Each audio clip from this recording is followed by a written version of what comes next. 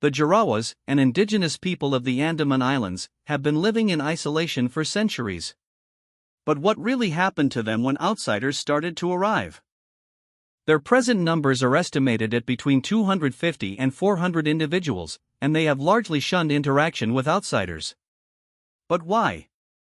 Many particulars of their society, culture, and traditions are poorly understood. But what do we know about their way of life? Contacts between Jarawa groups and outsiders grew increasingly frequent since the 1990s. But what were the consequences of these interactions? By the 2000s, some Jarawas had become regular visitors at settlements. But what were the risks associated with these interactions?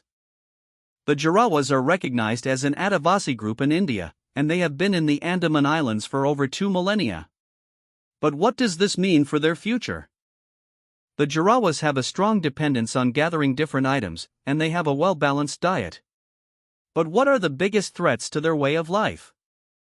The biggest threat to the Jarawas in recent years came from the building of the Great Andaman Trunk Road. But what were the consequences of this development? In late 1997, some Jarawas started coming out of their forest to visit nearby settlements for the first time. But what happened next? Within months, a serious measles epidemic broke out. But what were the long-term consequences of this outbreak?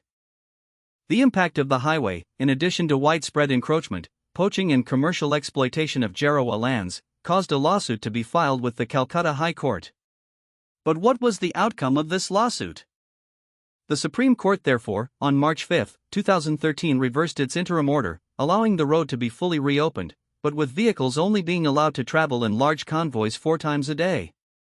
But what does this mean for the Jarawas? A major problem is the volume of sightseeing tours that are operated by private companies. But what are the risks associated with these tours?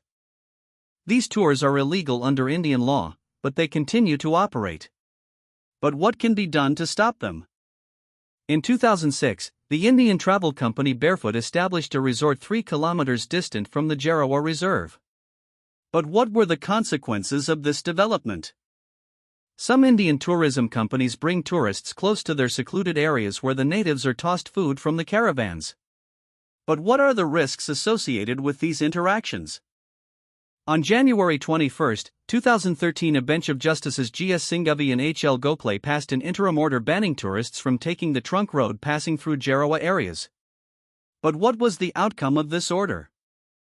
The Jarawas, an indigenous people of the Andaman Islands, have been living in isolation for centuries.